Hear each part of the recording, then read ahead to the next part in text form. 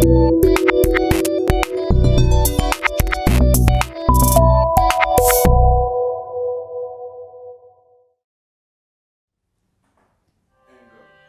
morning, everyone. Thank you for being here on our Mastermind Monday training. Today we have a special guest. Constantino's in the house. For you guys who don't know, he's a friend of the office, or loan officer. He's been helping us a lot. So if you guys have any deals that you want him to check out, you guys can always reach him. If you guys are watching and you want to find out how to get in touch with Constantino, we'll put his information in the description later on today. So today we're going to talk about something very, very important, which is I want to wait till spring because that's what we're going to be hearing between now to the end of the year. And that's going to be the theme for the rest of the quarter. Now, there's ways to go about this, but then there's also ways to also know when to not fight it. There's certain times when you're going to want to try to convince them to, hey, check it out. Maybe you'll get more now. Or maybe it's in their best interest to wait. And we're going to make the decision on that based on the statistics and the data. And we're going to also be based on their needs, okay? So every person is not going to be someone you're going to try to convince in order to listen to your argument. Some people legitimately have to wait. So it's your decision to figure out which is which, and we're going to talk about that today. So let's go over the agenda for today. We're going to talk about we want to wait till the spring. That's going to be our topic for the day. Like Tom asked before, is this for sellers or buyers? Mostly for sellers, but some buyer dialogue is going to be mixed in there as well. Next is we're also going to talk about our trends in real estate. You guys know we've been talking about trends every Monday, so you guys can be up to date and ahead of most real estate agents. You know what's going on in the market and what can affect your business. Then we're going to have a roundtable discussion about it, and then we're going to cut out to our announcements. Okay? So try to get you guys out of here today by 10:30, 11 o'clock. All right. Anybody want to share any stories about their weekend adventures or anything going on that they want to talk about? Tom, any adventures this weekend? You had a crazy open house? I had a really busy open house. Oh, good, good. How did your open house go, Kenya? Where was it, first of all? Over, it's at Alejandro's listing. Mm-hmm. I had at least 10 families. 10 families. That's great. Yeah, that's Abdul's house, right? You dropped the price? He dropped the price $20K. Nice. Any offers coming in? Not yet, but I have a family that's interested in sitting down with the lender. Oh, nice. And they love the house. Good for you.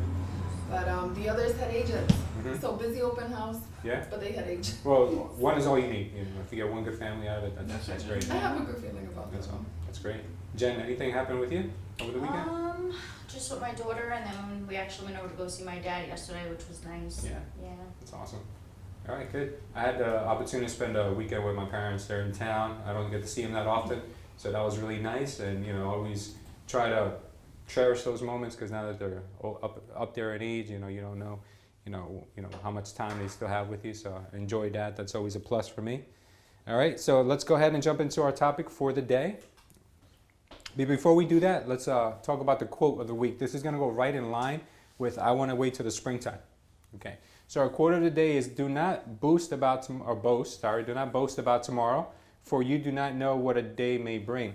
So a lot of times we sellers or buyers, they always think I can get more in the spring, right? Or I can do better in the spring. So we don't know what tomorrow is going to bring.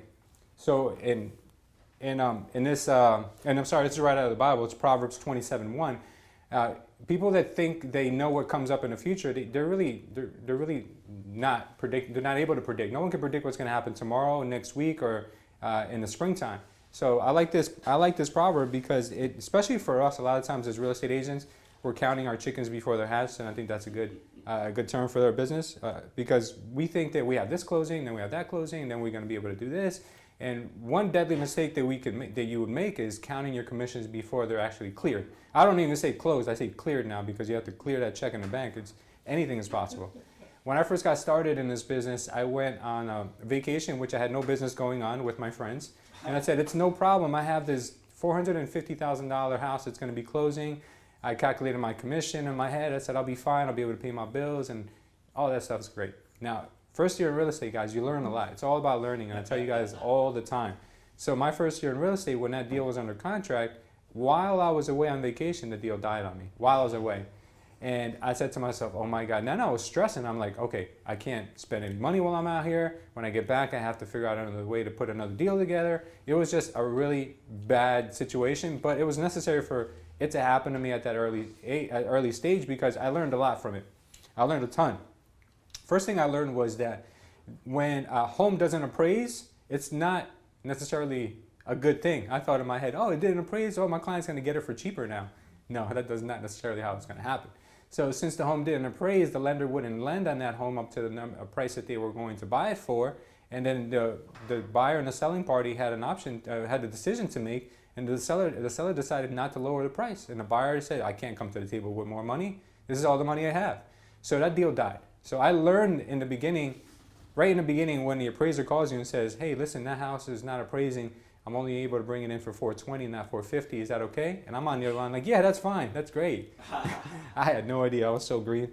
But it serves as a life lesson, not only because I learned about real estate, but I also learned about counting your chickens before they're hatched, or thinking that you may have something when it hasn't even come to fruition yet. So I like this proverb because it not only serves for us, but also can serve for our clients when they think, you know what, I can get 300 for it now, but let me wait till spring because I can get 330. Or let me wait till spring because there'll be more inventory for me and it'll be a better opportunity. And that's not the case. And I'll show you guys today how we can take this valuable lesson right out of the Bible and apply it to not only ourselves, but to our client situation as well. And I'm going to do something a little different today. I'm going to keep the quote on the screen throughout our slides. It's gonna help Mike with something he's doing for people watching out there, but it's also going to keep you guys also remembering exactly what the theme of today is going to be. All right, so let's jump right into our presentation for today. So we want to wait till spring.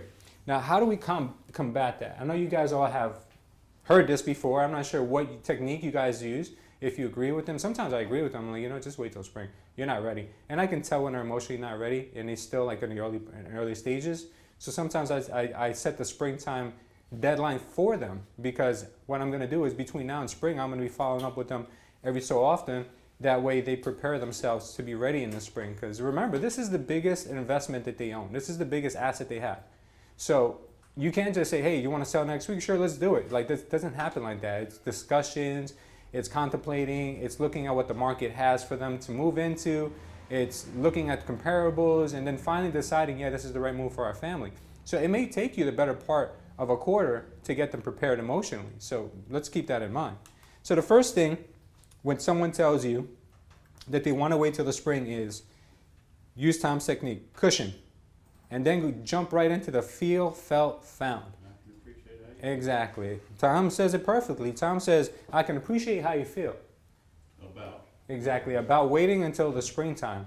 And I have had clients who have felt the same way as you before, but what we have found is whatever your rebuttal is, okay?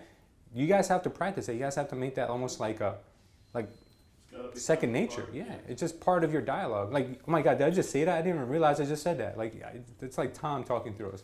And I feel like that is the most powerful, rebuttal that Tom has ever shared with us, is the cushion plus the feel, felt, found.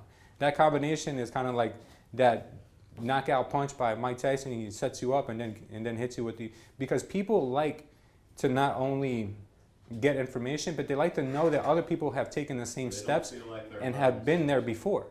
You understand? That's why infomercials do so well, because people give testimonials. I've used this and this is great. The air fryer has saved us, you know, all this calorie consumption. So like all this stuff that you see is just, it's marketing and it's tried and true. So Tom is teaching us things that not only worked for him, but things that have worked for all the real estate agents he's ever trained.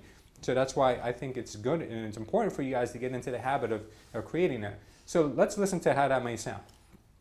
So I'm going to pick on Tom, right? Tom. So Tom, I want to wait until the springtime because I've heard that it's always better to sell your home in the spring. You're telling me you want to wait till spring, is that right? That's correct, Tom. Well, I can appreciate how you feel about waiting till spring. I've talked to a lot of people and I've had others that have felt the same way, but I've usually found that after we talked about the positives of selling now rather than waiting till spring, that people have decided they wanted to get more money, so they'll do it now. Really? How's that possible? There's less inventory out there right now. Everybody wants to wait till spring, so buyers have got less choices. interest rates are right now are 3.5%. If rates probably go up, every time rates go up, the price of houses goes down. Yeah. Yes. Houses, go ahead. No, that's great, Tom. Yeah, I mean, you guys can take that a million different ways. Sure. But what Tom does is he is so natural with it. Not only did he do exactly what I said here, he even threw in, he repeated my question, my concern back. That's a good way to get a That's a question. conversation started. Was that a question? My concern. That's a good way to get a question, to get a conversation started. He said, I want to wait till spring, and I said, you're telling me you want to wait till spring, is that right? Yeah, and it's making me say yes, and it's getting me into the pattern of saying yes too. Psychologically, it's kind of I'm sure that he understands me now. He hears me because he's repeating my concern, so I know he's engaged in the conversation. Plus, it's getting me to say yes to something that's rhetorical because I just told him that. You understand? So it's kind of good way of setting the tone for the conversation. If I'm in a habit of saying yes and yes and yes, I'm kind of going to go with the flow when it comes time. So why don't we give it a 30-day try? If it doesn't work out, we'll take it down. Let's put it on as an exclusive from now till the first of the year. Yeah. We get into that too. Yeah, we can go into those things as long as it's still legal when we're done with this conversation. Okay, so feel, felt, found. Next, there's 7 levels of why. Like Tom said to us, you want to wait until the spring, is that correct? And I say yes, right? And then he said he's had people who felt like that before, and they found that they can sell right now for just as much in the springtime. And I'm still, well, Tom, I'm not sure, about that. And then Tom can go into a conversation such as, well, why do you feel that you can get more in the springtime? And there's usually 7 levels. You can go up to 7 levels before somebody breaks, and they tell you the real reason why they want to wait. Because a lot of times they might mask it with something, and it's not really that. So, Tom, you were going to say? Yeah, you can use when, why, where.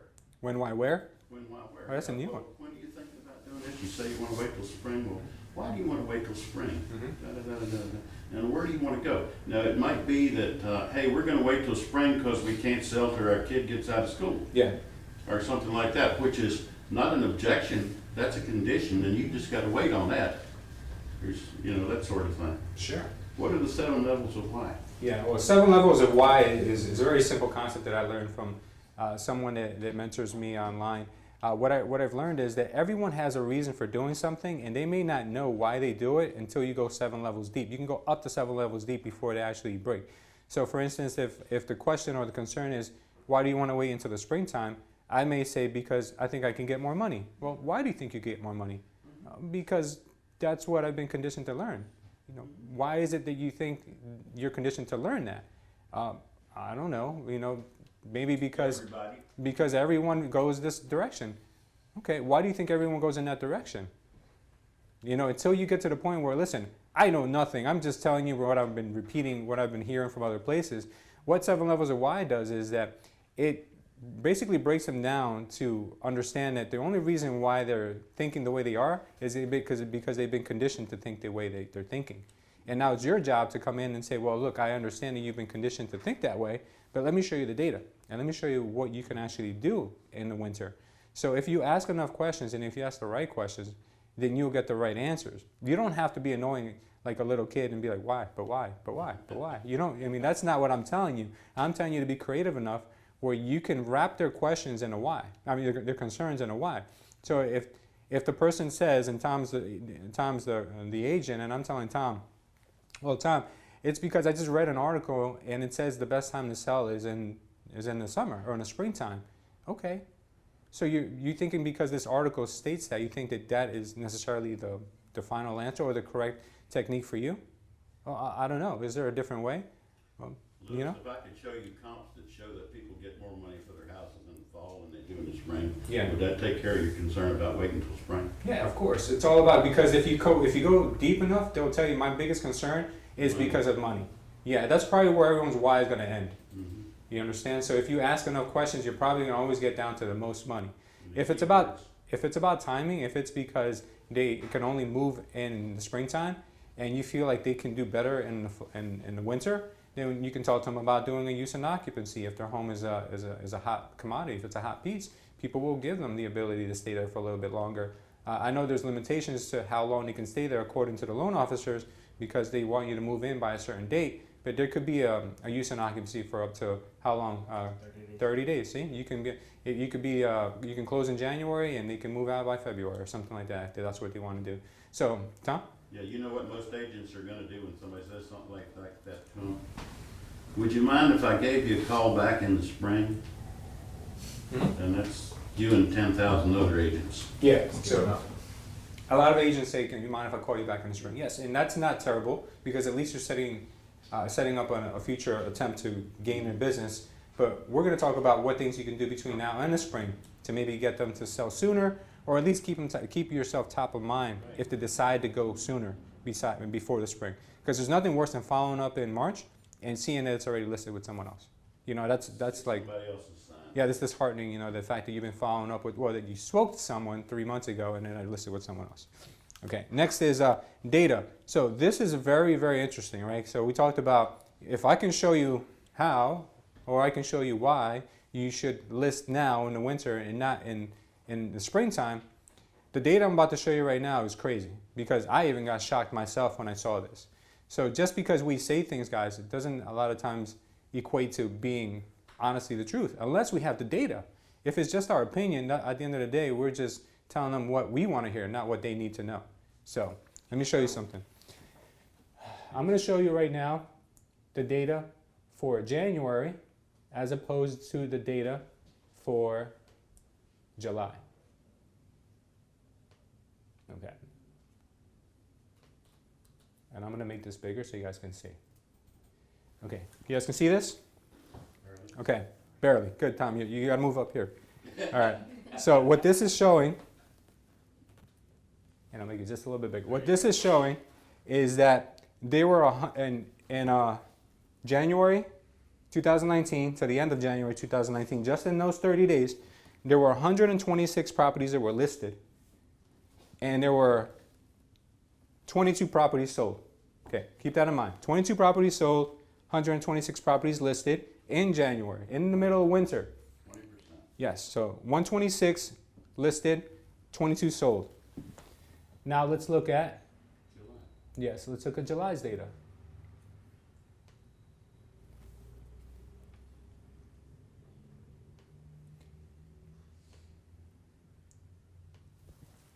July's data shows 156 listed, which is 30 more properties. Not as much more as what you would think. But what's shocking is that 23 properties sold in July. Only one more property, and this is for Scotch Plains. Only one more property sold in July than in January. So the whole myth about more homes sell in July than January is really not true, and you can show that from data. That's why this is so powerful. I never thought about doing it that way, but that is an excellent, Yeah, hey, let me show you this versus let me show you this. exactly. You know, that's man, that's a good idea. I learned something this morning already. Yeah, so would you want to be one of 156 listings, or would you want to be one of 122 listings, or whatever that number was? I'd rather be in the minority, since the sale rate is, the number of sales is about the same. That means my odds are better. And I'm not just telling you that, I'm showing you that. Have you got a average sale price? Oh, average sale price? January Yeah, versus- yeah, average sale price is $592,000 in July. Let's see what it is in January. Because that's another way you could hit it if it's favorable. 592 in July.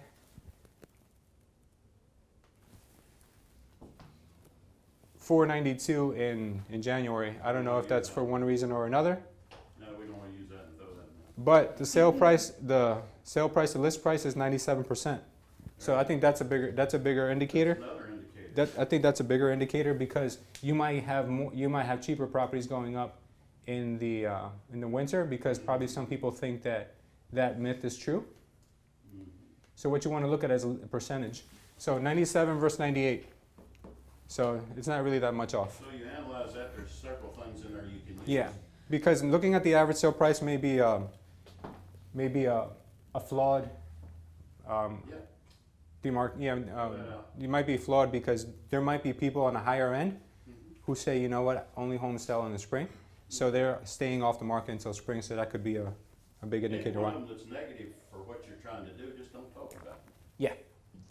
Okay, so it does show something that we are conditioned to think that less homes sell in the spring, in the winter, when in reality, you do get a good amount of home selling.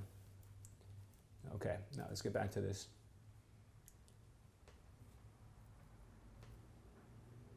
When spring was, date from the MLS. Okay.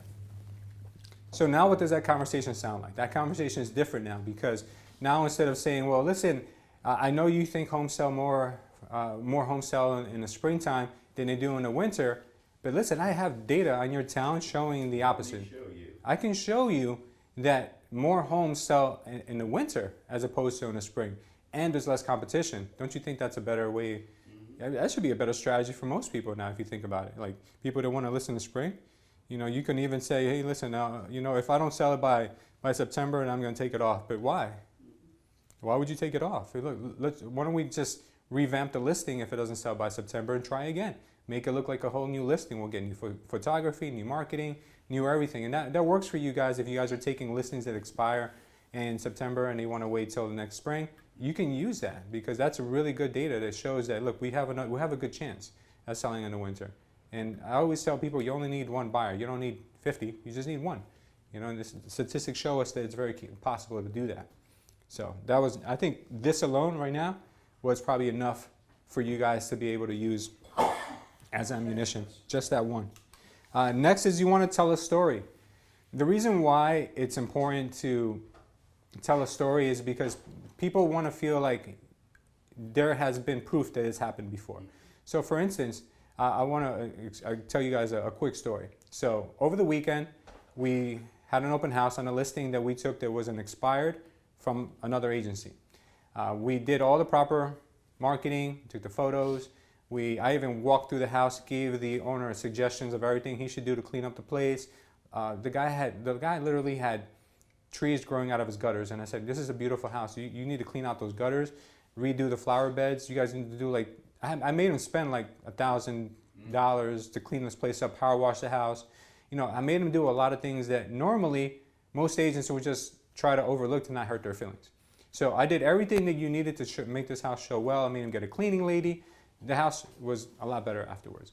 Now, to make a long story short, over the weekend, the house had a lot of traffic because of the Saturday open house, Sunday open house, and we're getting an offer today. So if someone thinks that you can't sell when it comes to November or when it comes to the end of the year, I would share that story with them and say, look, everything sells when it's marketed and presented correctly and priced right. Because what we did do too is we did a price adjustment. He had a price a little bit too high. I gave him an adjustment on price, and I used a technique on them which I showed you last week where I said if you list it at this price, this is the commission. If you list it at that price, that's the commission. If you list it at this price, that's the commission. So he picked right in the middle, and that number worked because I was confident with that middle number. And the lower number would have been a fire sale. You know, you would have got multiple offers, but that middle number I was really confident with, and it worked out. So I would tell that story to a client if they were in doubt. If they said, well, listen, I don't want to sell because there's not a lot of people looking this time of year, I'd say, well, I can appreciate that you think that way, but let me share with you a story. Just this weekend, we had an open house, and people love hearing those stories because it gains their confidence in the market. So if you don't have a story, share one of ours. Make one. Don't necessarily have to make one up, but I'm sure there's someone in your office who has a story that you can share. You share this story and just show them that you know homes sell all time of year. It's not a fad. You know, loan officers don't go on vacation between November to January because there's no business. There's business all year round, but you just need to make sure that your home is priced well, marketed well. That's really all it comes down to. Other than that, everything else is just hearsay. It's not true. Next thing is there's less competition. So I'm not just saying that now, right? There's less competition. There is less competition. We saw 156 properties going to market as opposed to 122, I think it was. So there's less competition for sure. I would rather be in a less crowded market than in a more crowded market if I was selling anything. Whether I'm selling my couch or I'm selling my house, it doesn't matter. I want to have an item where supply and demand is on my side. So if you can explain that to them and show them those numbers that we just did, then that's an easy conversation, right, Tom? Look, there's less demand. I mean, there's less competition. Inventory means a higher price for your house. Yeah, absolutely. So I mean, the guys that works, and you guys should really use that as one of your lines. You can use any one of these things as your lines, or make a combination of a few of these things on here. Tom? Serious buyers, use serious buyers. You get Only very serious buyers. are out here at Christmas time looking for a house. You get very serious You buyers. don't get the lookers out here then, all you get is serious buyers. Yeah. You want a serious buyer for your house, don't you? I do, of course. Of course, well, let's get it on the market. A very serious buyer. Okay.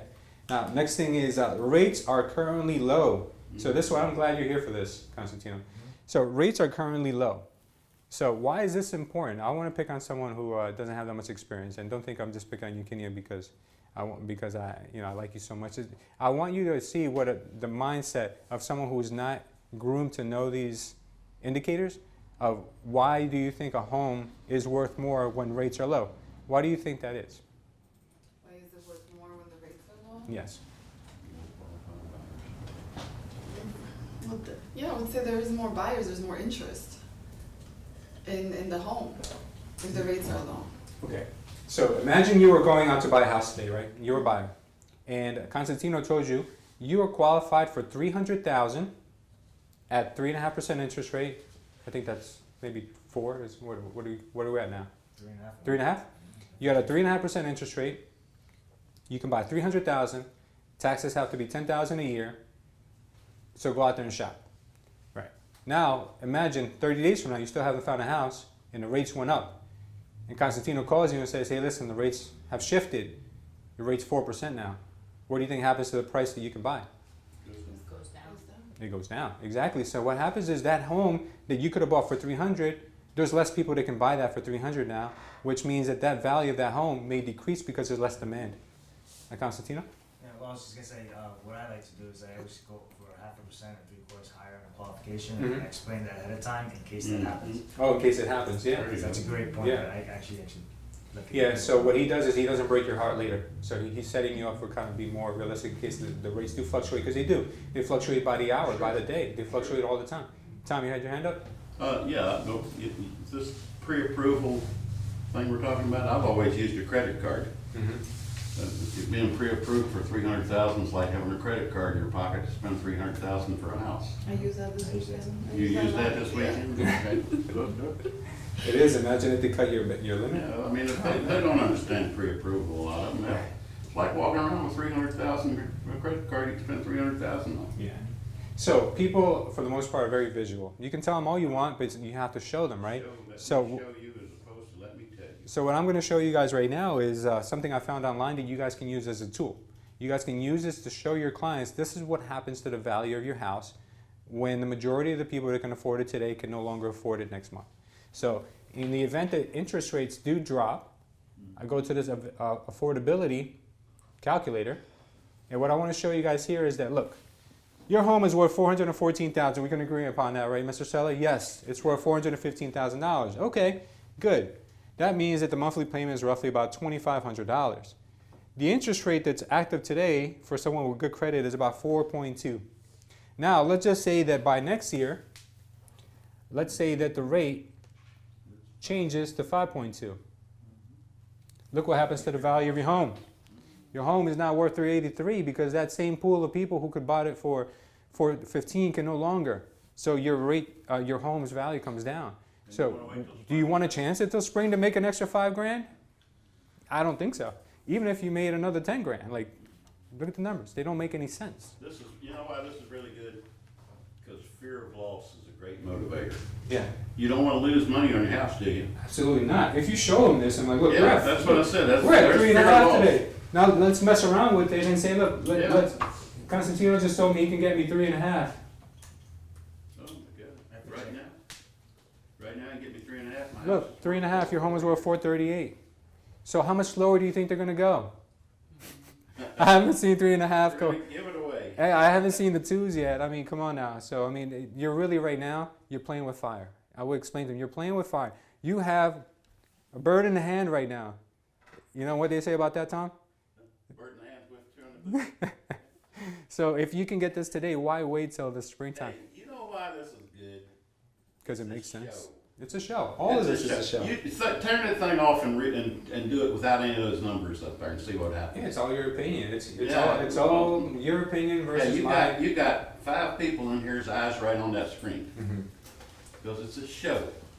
And a show is better than a tell anytime. And you're not only showing them, but you're also putting Yeah, fear yeah. in their mind because, Fear of loss. hey, if I was in the market to sell, I'd sell when I know that I can You get. mean I might lose $50,000 on my Yeah. house if I wait till spring? Yeah. Is that what you're telling me? The problem with people in human nature is that they usually follow the flock when it comes to making decisions. So when home prices start to drop, that's when fear really kicks in, and they're like, "Oh my God, I got to sell now because home prices are dropping." And it's, as opposed to anyone with any common sense would say, "Home prices are dropping. Let me wait till they recover." But the problem is people don't because they think that it's going to keep going. That's greed versus reality. That's what happens, It's simple. and that's what's happened a lot of times Money. throughout human history. That's all it is. So if you can show them this, guys, and I'll be honest with you, you guys show them the facts, the decision is going to be done by them. That's really all you need to do. So I will share with you guys the presentation so you guys can use the links, you guys can use this information. If anyone's interested in learning how to find the statistics for the town that they're going to buy in, all you have to do is just manipulate the MLS and go in there and play with the statistics reports. I'll show you how to do it. So simple, but not for today. I want to keep it going, and I want to show you guys what you can say to your clients when they say that there is a better market in the spring.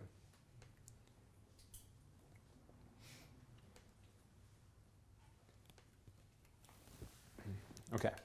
All right. And obviously we have to practice. None of this is going to come overnight. We have to make sure we understand the dialogue. I always end this with practice because I cannot drill that enough in your minds how important it is to try.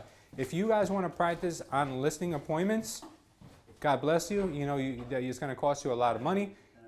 You're better off paying Tom $200 an hour as opposed to going to listing appointments and practicing there, because that's exactly what you're doing is you're losing money and you're losing credibility when you go up there and you hit them with a bunch of and you hit them with a bunch of comments that don't make any sense, and you back down too quickly. So what I suggest is you guys get into groups and you guys start to prospect. You guys start to role play together, spend more time with Tom, spend some time with Alejandro when he does his stuff on Fridays.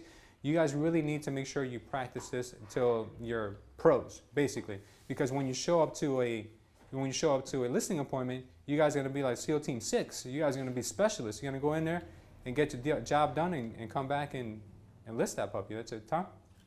I'll give you a classic example. I had somebody, I'm not going to say who it was, went on a listing presentation last week. And I said, "Did you plan your presentation before you went?" And they looked at me like I was speaking a foreign language. And of course they didn't get the listing because they got hit with this objection, that objection, and so forth. You got to plan this stuff. It's just like, I was a high school football coach for 30 years. Yeah. You think we ever went into Friday night without having everything planned out? No, of course not. Yeah. And you got to plan it, you got to practice it. Yeah, absolutely. Now, people do love to procrastinate. I will be honest with you. People procrastinate. They're procrastinators by nature. And you get paid to help them make good decisions. I'm not saying be pushy or forceful in any way, but you need to help them make that decision. And showing them this stuff really does put them in the right mindset to make the right decision. Yes, exactly. So, for instance, I learned something from, and I always tell you guys, I always learn from my agents. I learned a invaluable technique from Harry. We went on a listing appointment when this is something he picked up on his own. And I think it's just in his DNA. So the husband was on board. The wife was like, I want to think about it. And then what he said was, let's just get the paperwork out of the way. And if you decide not to sell, I'll just shred it up.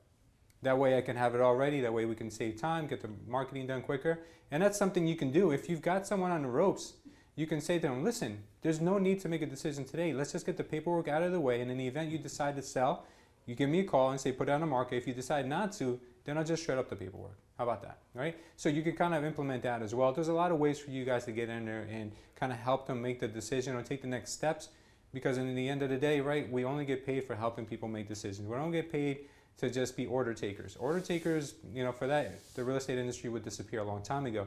We have to bring value to the equation. We have to help our clients make the right decision that includes the right pricing, the right timing, the right everything. Now, there's going to be certain cases in which the client's going to say, I don't want to sell until spring, and it's going to be, you're going to ask why, and it might be a legitimate reason. There might be a real legitimate reason why they can't sell until spring. So it's going to be your job to figure out, okay, this person can't sell until spring because of something that is in their best interest to wait. So if that's the case, work with them, guys. Just stay on top of them. Show them what's selling between now and then. Be top of mind. Put them on drip campaign. You could pay them a visit during the holidays, drop off something to them, Christmas card, whatever, but just be top of mind. Now, Tom also said, how can we now implement this to buyers as well? Because buyers might get disheartened during the winter, right? And Constantino might probably be a good person to chime in on this. You know, when a buyer starts looking for a home and they've been looking all summer long and they haven't found anything. Yeah, they've been looking all summer long, haven't found the right home yet. Do you think that they would be kind of motivated to continue going in the winter? Right? Yes? No? Maybe, right? Some people may say, you know what, there's in the winter. Buyers would. Yeah, in the winter they might say, well, there's a shortage of inventory in the winter, so we're just going to wait until the spring. Or maybe they want to look for a house now, but everyone keeps telling them, you should wait till the spring. Now, should they wait for the spring? Now, after you looked at this data, you know, there's just as many properties selling in this market. There's less inventory, right? Obviously, we saw that. But at the yeah, but the rates are low. Exactly. So the rates are low, and if you're looking for your dream home, that extra point or half a point could cost you $20,000 to $50,000, depending on the price of the home. Tom?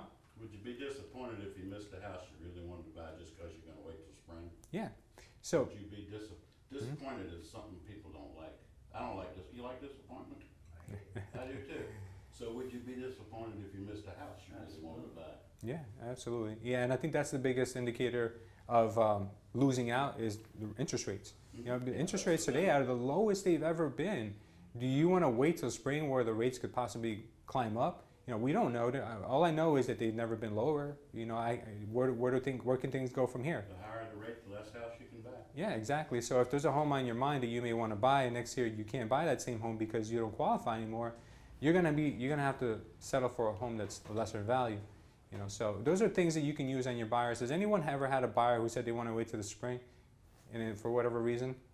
I mean, if they can't get out of their lease until the spring, I understand that. That's something different. Yeah, that's something different. But if they just want to wait because they feel like it's better timing for them, You might find one, I think, once in a while that just feels like I can't find the house that I Yeah. really want now, so I'm gonna wait till there's more houses on the market. and some buyers just think they're just going to spend all their savings during Christmas too, because they might get a little crazy. You know, so that might be something different. It might not be such a great client, but there's going to be certain times you may run into buyers who say that, and you can use interest rates because that's really what, at the end of the day, we're in a perfect climate right now to use that as a reason because they're so low. They're incredibly low. You So- say you wanna wait? Yeah, Is you. that what you're telling me? Yeah, I'd love to wait, and I think the rates are going to get lower, Tom. Okay, you wanna wait? Oh, gosh, you know, I've talked to some other people that said they wanted to wait, and they usually missed the house they really wanted by waiting. Yeah, I agree. I definitely agree.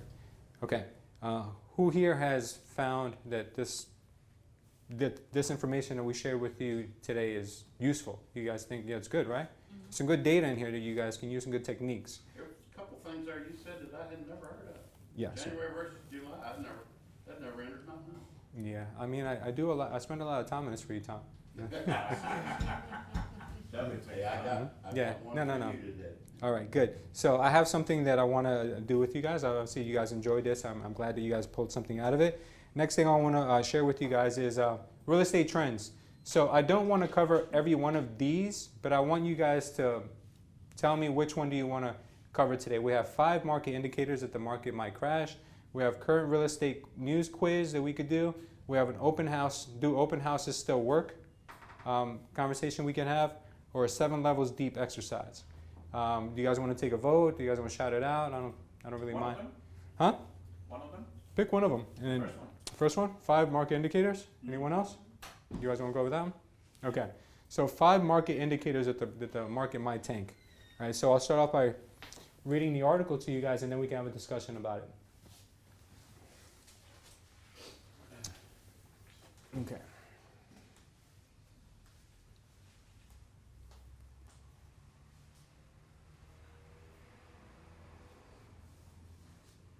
Actually, I think he has it also here in a podcast. Oh, that's way too long. Okay. So existing home sales. That's number 1. And what I like about this article is he has links to where you can find this data. All right. So when anyone's interested in learning more about it, I'll share the data links with you. So existing home sales. If let me just make this a little bit bigger. If more homes are selling in a given period, that's a sign that the market is following an upward trend. Conversely, when home sales are low, it's a warning that the market could be in a cycle of decline. One of the simplest ways to analyze home sales stats is to gather this data from your MLS. Then compare your current period with prior periods to get an indication of current future trends. Okay, who understands that part? I'm gonna stop at each one so we can discuss. Okay, what he's saying is existing home sales, you guys as real estate agents can figure out this data yourselves. What you can do is you can download existing home sales for the year of 2000 or the quarter or the month for the year of 2019 year to date, and you could do the same information for the year 2018. And if there's less homes selling now than last year, and then you can go 5 years back, you can make dots on the chart and see where that's going. And you can use that as part of your presentation to a homeowner. If it's downward cycle, that's huge. You can show them, look, market's looking like it's about to tank. Alejandro? Yeah, that's what I don't understand. Like, well, last year we was getting over asking price on our listing, and it was hard to actually get an offer accepted. Yeah. Now it's easier to get offer accepted, and our listing is like taking longer to sell. Yeah. But I don't understand why the price now not dropped. The price still up. Yeah, I don't get because the rates are so low. It's, the whole tanking thing is a little bit more secure now because the appraisers are off the market with the banks directly, so you're not gonna have overpriced properties selling things that interesting. You can kind of like steady Eddie, Yeah. which is great. Well, before prices start dropping, they level off. Okay, because we've seen like big increases in values from year to year. Now they're starting to kind of level off, and it could continue to level off. It can go up a little bit more. It can go down. We don't know that. You know, that just depends on how the economy is going to turn out. But yes, you're 100% right, Tom. No, I was just thinking about what you just said. Mm-hmm. They do level off. There's always that period in there Yeah. where, hey, things are selling about the same. Yeah, nothing ever goes straight up forever, guys. Nothing. I mean, that's not going to happen. It goes straight up. Yeah, And doesn't but drop. as real estate agents, we can use that information, that data right from our MLS to show our clients, hey, listen, you should sell this home. It's a perfect time to sell it. Market's cooling off. I think it's about time for you to make that decision. You know, so that's a good way for you guys to get the sellers on board. And you're 100% right, Alejandro. Sometimes we're so busy every day that we don't see the writing on the wall. What I mean by that is, do you remember when we used to have investor after investor coming in asking for us to represent them as sheriff sales or looking for, and now we get them once in a while. You know, it's not that common anymore. And the reason why is because the market is cooling down. You know, there's less interest in people investing. There's less interest in people trying to put properties on the market. So what happens during those times when people start to slow down is that Focus on buyers. focus on whatever you can at that point. But what happens is that if less people start purchasing and rehabbing homes, then what happens? Because right now there's an oversupply. And that's why that's why the market's cooling down. But what happens is when you start to see that investors are no longer buying as many homes to flip or new constructions to build, then the demand starts to grow because there's less inventory over time. So for the next few years, it may slow down and it may get to a point where there's not that many new or renovated homes on the market. And then it starts to become a hot market for investors again because there's a demand. So it all happens in cycles. There was a point where it was everybody and their mother wanted to be an investor, even people who have never invested before, everybody wanted to do it. You know, and then that happens, and then quickly after that, you start to see a little slowdown because there's so many people in it.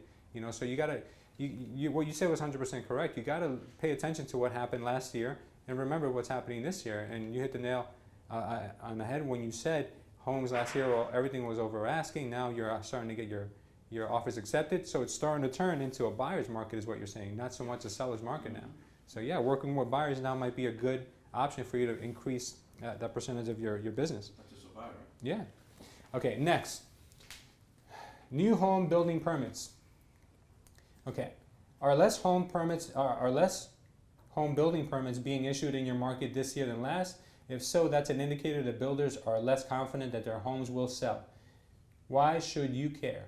The corporations building new homes heavily research market conditions and make their own predictions on whether or not their new builds will generate profit. Although they're not always right about where the market will be in 1 or 2 years down the line, no one is, they do their due diligence. So what this is saying is that if you see big time builders like Pulte and Toll Brothers, like all these guys, if you see that they have slowed down on their building, it's because they spend tons of money because they're publicly traded companies on making sure that they're not investing when there's about to be a slowdown or a crash in the market. So if you're seeing, because right now I'm seeing a lot of condos being built, I'm seeing a lot of big stuff going on. So that tells me that if all political things, all black swan events, all those things aside, if the market continues to be kind of stable, that the market should probably be pretty stable for the next year or two. That's what that tells me, because I see big condos going up everywhere. Now, a lot of them are rentals, so rentals do well no matter what. But if you're seeing a lot of new homes that are going to be sold, condos are going to be sold, you know, that's what you have to look at. And if people have stopped building and stopped taking out permits for them, then that's when you need to be careful, because it will take them about a year or two to build them anyway. So if you're looking at the tail end of their build and they're not taking out new permits now, a year or two from now, you may be too late when you research that, because it might have already happened. Does that make sense to you guys? Yeah? And they have, they put a site here where you can research that. I'll give you guys this article. Tom? I know a little something about the Florida market from my son-in-law, and this very thing we were talking about a month or two ago, and he says he's down about 30% now. Because he represents a lot of new home builders, right? He's a new home builder. Mm-hmm. Yeah, and he's down about 30% over last year at the same period of time. Yeah. Because he said most of their buyers come from up north, Mm-hmm. and he said we're seeing fewer people come down to look. Mm-hmm. And they base it on that, hey, we gotta have enough lookers. I mean, every time I talk to him in the wintertime, he says, is it cold up there? And I said, yeah. He said, I hope it's so damn cold you can't stand it, because it'll run helps some of them ourselves. down here, you know. But it's down about 30% down there. Okay. They're waiting for the spring. Hey, Cold winter means I it. tell you what I think they're waiting for. I think they're waiting for this market to level off and these prices to come down some. Mm-hmm. Because if you went down there 2 years ago, you paid X dollars, and if you go down there now, you're paying $100,000 more for the same house, and you get to a point that, you know, Yeah, it's not sustainable. Okay, that makes sense, right, guys? right? Less permits means less construction, means Right. the market's cooling down. Okay, notice of defaults and foreclosure sales. This is something that Alejandro, I'm sure, Up and down. Up yeah, and down. is really, really looking at.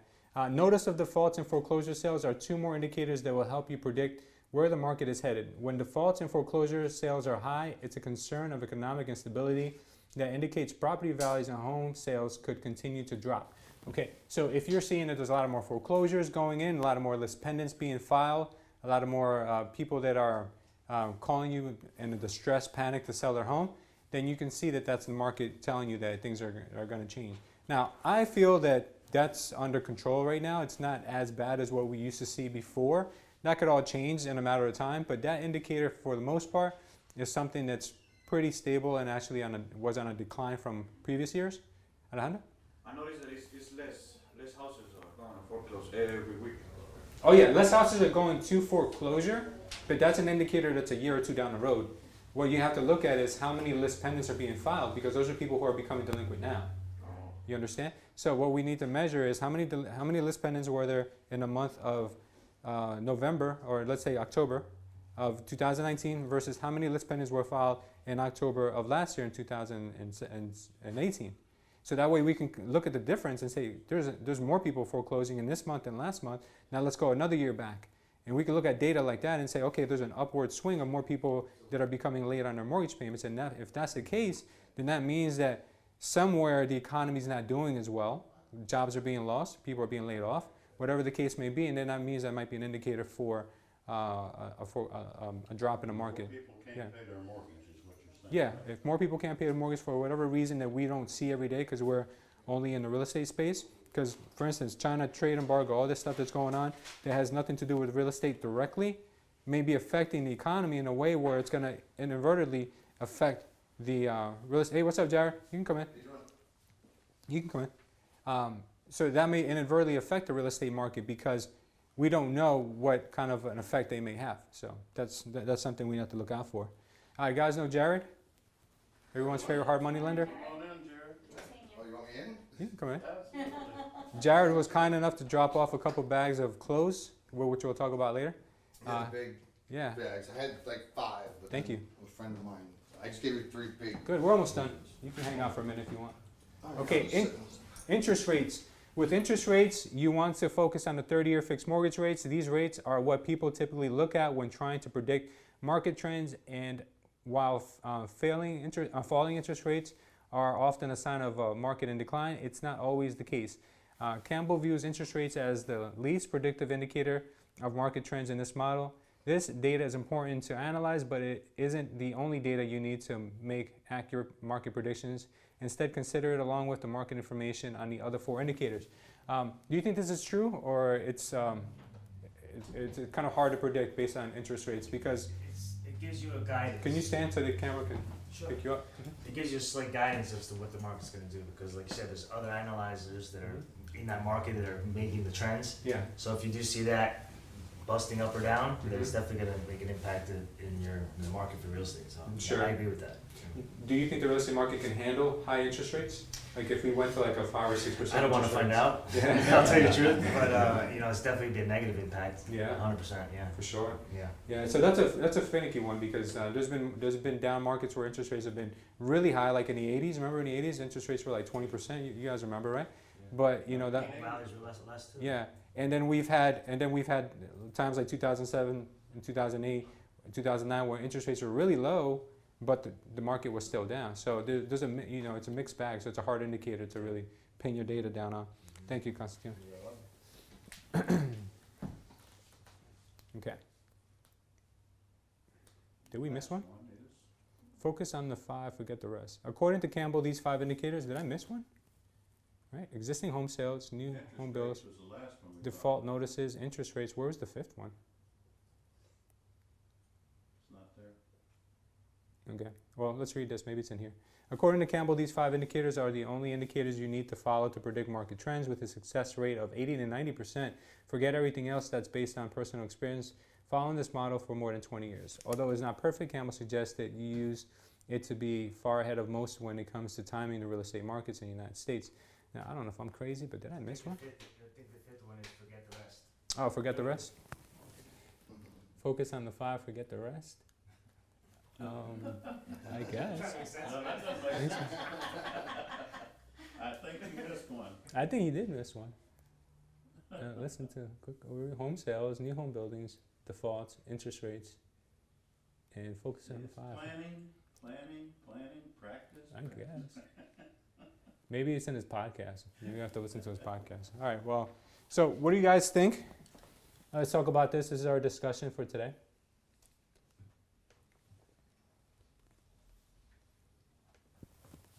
Do you guys think the market is headed for a decline, a downturn, a stabilization? What do you guys have to say? Jared, you see it a lot with investors. Do you see that the market is declining? Do you still see it being very busy? Do you see a I think it's correction? I mean, I think it's still gonna be busy. I mean, there's that whole shadow inventory that the banks still have of all these properties that Mhm. they plan on coming out, and most people don't even know, but there's hundreds of thousands of properties that these banks actually have REO, and once they come to the market, you know, it's gonna help from an investor side. It'll be good for the investors, I think. Yeah. But then, you know, it's like you said before about rates and stuff. So, but the rates are coming down, even in the hard money world. I mean, because there's so much competition That's out there, true. right? And now the Wall Street funds are buying up all our paper and stuff like that. So everyone's willing to. So, what I guess the question is, do I see it going anywhere? I mean, I feel like there's still a lot of inventory out there that people don't even have access to yet, and because the banks kind of collude and they only released a certain amount back in 2009 and To 2010. crash the market. Because they would have crashed it, right? And like you were saying, the rates were low in 2007 and 8, and normally when the rates are low, the prices go up. Like in the 80s, like my parents paid $30,000 or $40,000 for a house, but they paid 20% interest on this house. Now it's like, It's the opposite. yeah, it's not working like that right now. But I think there's a lot of opportunities in the investment world, in the conventional world. I don't really follow it that much anymore, but I think there's going to be still a lot of opportunities on the investment side. Good. Yeah. Alejandro? I feel like there's gotta be a correction on the market side. The price is kind of crazy right now. Is it on the investor side or the conventional buying side? The price just It's hard to crazy. find value. People are buying it because the interest is low, but how about if they go up? Then nobody can afford. Yeah. What's kind of hard to figure out is that when we had these massive increase in values back in prior to the crash in 2007 and 8, the prices were being driven up because the loans that were given to people didn't need to verify their income. They just needed to say what they made, which was the main reason why prices were so high. But we're starting to see a lot of markets either match or surpass the values back then. But the fact that people can afford them because they have to show their income, to me, kind of makes me feel okay about it, because it feels like, okay, it's sustainable because people can actually afford it. There's not going to be as many foreclosures. But it just takes one bad economy where people are losing their jobs left and right for them to lose those homes as well. Constantino, what do you think? Do you think the market is healthy, or do you think it's being propped up by low interest rates? Do you think it's propped up by some other indicators that we don't know about? Well, you got a combination of everything you just said there, but right now the market is stable for, in my opinion, the reason is because, like you mentioned, the stated income programs, the negative AM loans, all that negativity that drove the prices up is pretty much gone. I mean, you're going to open up a little bit with the hard money and the investor programs for stated, but that's a different animal. But you're having people that are actually able to pay their mortgages back, which is what makes sense in this industry, because that's what's keeping it stable. Because you're not getting people in trouble, people losing houses, the banks are feeling comfortable again. So that's why I think it's steady for so long, and I also think it's going to be like that for a few more years. Good. Yeah. That's my opinion. Yeah, that's true. So yeah, everything that you guys have heard today, it's really hard to say. The only thing I do know is I did a presentation on this not too long ago on whether the market is due for a crash or a correction. All I know is that right now we're in about 122 to 123 months of an up market, which is the longest period of time that we've ever been in an up market ever. The only second to the .com era that we had 120 months. So what that means is that we're living on borrowed time. The market is due for a correction sooner or later, because like I said earlier, nothing continues to go straight up. Nothing moves in an upward fashion forever. So right now we're starting to see, I think, a leveling off. It could be a leveling off for the next 10 years for all we know, or it could be something can happen tomorrow. We don't know. We just know that we are due, because every 7 to 10 years markets do correct. And then right now we see the stock market at like crazy unseen levels. What's up, Tom? Well, just going on with it. Do you think that the asking price of properties now is increasing? Or Increasing? leveling off? Or, just I you think- have to try to list a house. I'm being very realistic with people. I'm not being optimistic at all. Okay. I tell them to be very cautious about where they come in at. As to before, maybe a year ago, like Alejandro said, So your price You let them range, try their the price. price range you give them is gonna change. it has to. Their expectations have gotta be lower. It has to. But the investor side, though, you're still seeing a lot of short sales, right? They're knocking off 100 grand, 150,000 off the balance of a property. I know it's in foreclosure. The tough is the short sales have changed too, because short sales before were a lot easier to get negotiated, but banks are foreclosing so much quicker now. From your side, banks can foreclose in a year and a half, 2 years now, as opposed to before it was 8, 10 years people were without paying mortgages. So on the short sale side, like now we have to correct people's thinking, like, oh, I can wait. No, you can't wait. Like if you got a letter of final judgment, like time's ticking. Every day counts. And what people don't understand is they think they can just sit around and wait and then call us when they've got a sheriff sale notice, and that's not always the best case. We have to fight. But we do see that short sales, there's not as many as there used to be. We used to be able to find a lot more of them. Now it's just, it's less of them. And believe it or not, sometimes banks don't even want to do a short sale. They'd rather take it to foreclosure. And that's because they know what they can get at sheriff sales, because there's a lack of inventory. Right. So we're seeing it's definitely changing. Things are changing. So we got to educate ourselves and to find out why things are getting into that pattern. So always pay attention to what's going on. We're gonna see a lot of changes in the upcoming months, in the upcoming years. So always keep in mind what you're used to, and if things feel different, they sound different, then prepare yourself. There might be something coming up. So that's all I want to cover for today. Next week we can cover some of these other topics. Before we close out, though, I want to introduce you guys to our two guests here today. You guys all, I believe, know. Most of you know. Jared, you want to stand up for a second? Introduce yourself. There's people watching that might not know you. I'm Jared Fenimore with First Equity, and we're a hard money lender. I work with just real estate investors and people that that want to buy fix, flip, buy fix and hold. Something new that like a new product of ours that. Hold on to this. Okay. You can just hold it if you want. Yeah. A new product now that's come out is this, we've always had it where we could do fix and flip type lending. And then we always, it's a 12-month loan typically. And then, normally it was like, all right, get them out of the loan, Now we have a product, it's not conventional stuff, but it's the rates are pretty aggressive. I mean, they could be in the 6s, maybe the 7s, but it's a 30-year fixed loan now.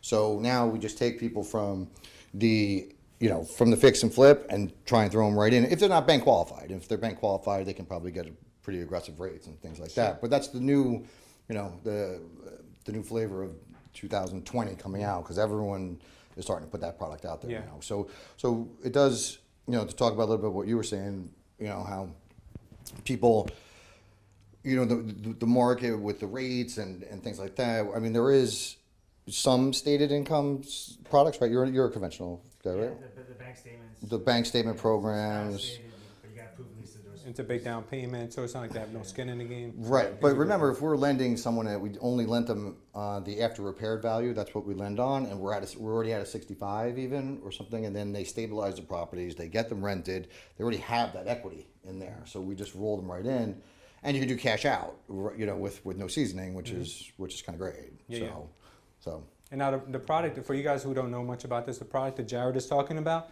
I'm bank qualified, but a lot of times I'd rather go in that direction, even though my interest rate's a bit higher. Remember, interest is tax deductible because of the ease of getting the process done. For me, as someone who's very busy and has a lot of things going on, with conventional banks such as like credit unions who will do this or small community lenders, they'll give you loans and they'll be aggressive. But the problem is they sometimes they go so deep on what they need for your refinance, Right. and it makes no sense. So I've done both, and I a lot of times I end up going with places like Jared's place because it's so easy. You can get a refinance done in 30 days with no tax returns. They don't even ask for tax returns, and it's just limited income statement. No bank statements or anything They just want to make sure that the property carries itself. For a lot of investors who are seasoned, that's a weight off their back because they don't have to worry about gathering all this paperwork together. They're busy doing other things. Yep. So thank you. You're welcome. Can you give it to Constantino? Constantino? Thank you, sir. If you want, you can either come up here or get in Sure. here. Hi again. You can stand here if you want. But Constantino Bovino with Paramount Residential Mortgage Group. Coming here to Culture States is a privilege. I mean, you guys have a great meetings here. I might come every Monday. I'm learning stuff because you can actually get information and education in many aspects of anybody speaking about anything. And one of the things that makes this office unique, and I'm not trying to be unhonest, is you guys have some people here, you have people online, and you got to be ahead with the times and really fluctuate how you do your business, because what you're learning here is this is a market that goes up and down. And if you're not careful, it could hurt you. I'm sure everybody has families, so you really have to be educated. You have to be around the people who are willing to make your career better. So anyway, I do mortgages. Yes, I agree here with that. There are a lot of great programs. I actually broke out as well myself with the refinancing, getting out of these hard money loans that are high interest rates at an easy down the middle rate, which is great. It's a great product. Somebody they're really waking up to get in the industry where it can make sense for these hard money lenders to make their quick money, but there's an exit strategy. So, but other than that, I'm available for any questions at any time. My cards are up front, and this is a great business we're in. But you just got to monitor and make sure you're educated in what's going on. yeah, thank you, Constantino. Thank you. Appreciate you. Just we'll clip it right there on the couch. Clip it on. Yeah, clip it on the corner. Flip it. Oh, not that. I got you, bud.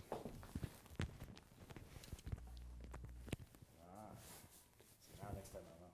There you go. Just to get them. In case they say something.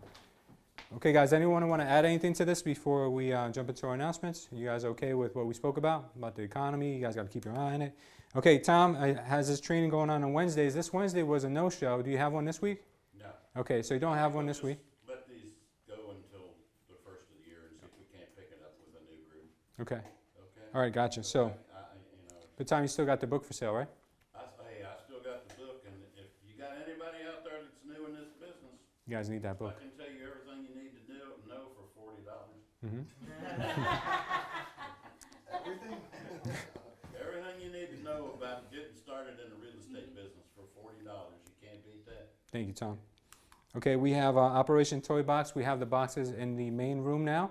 So if anyone wants to take one with them, what we're collecting in those boxes is any toys, small toys that could fit in a shoebox for kids, or school supplies, coloring books, crayons, those types of things. We have the boxes right in the other room. If you guys want to use your own box, you guys want to decorate it with your kids, you can go ahead and do that too. You guys can take one of your old Louis Vuitton boxes or something, whatever you want to use. Yeah, so you have to pick either a boy or girl, or if it's a unisex box for like coloring books and school supplies, and you can pick that as well. Whatever you decide to do. There's also paperwork that goes along with it if you guys want to take that. So if anyone's, yes? This is for Christmas? Yeah, this is, So when do you want these boxes in? Because I have these, boxes. oh yeah, these are due by the November, it's on the paperwork, I think it's November 15th or 16th or something on there. It's on there, I think it's the 16th. I'll check it out. Okay, Thanksgiving lunch is going to be November 25th. I don't know if you guys saw the email that went out. So after the mastermind on November 25th, we're going to have our Thanksgiving lunch. What we're going to do is take an RSVP this week to see who's going to come and what everyone's going to bring, or what any person is going to bring. So what we like to do for Thanksgiving is have each one of our participants bring something from their house. Maybe it could be a specialty dish that they make or whatever. Just bring it in. That way we can have a nice gathering with the office. There's a lot of new agents, so a lot of the agents have been asking us, can we do something together to meet the new agents? So it'll be a good time to network with everyone that's new in the office. And then lastly, our Christmas party is December 6th. So we will need an RSVP by this Friday. I'm going to send a message out to everyone, an email. I'm going to have Melanie call to confirm everyone by by the end of this Friday, if you could make it or not. If you can't make it, don't worry, just be honest with us, because we do need to take a head count. All right, so once we know the number of the people, then we can get our arrangements done, and we can start to schedule all the activities for that day. Okay, anyone have any questions? Anything to add? You have anything that you want to add to it? Okay.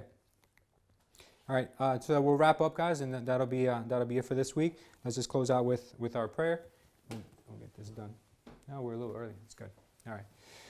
Father God, we thank you once again for having us here in good health.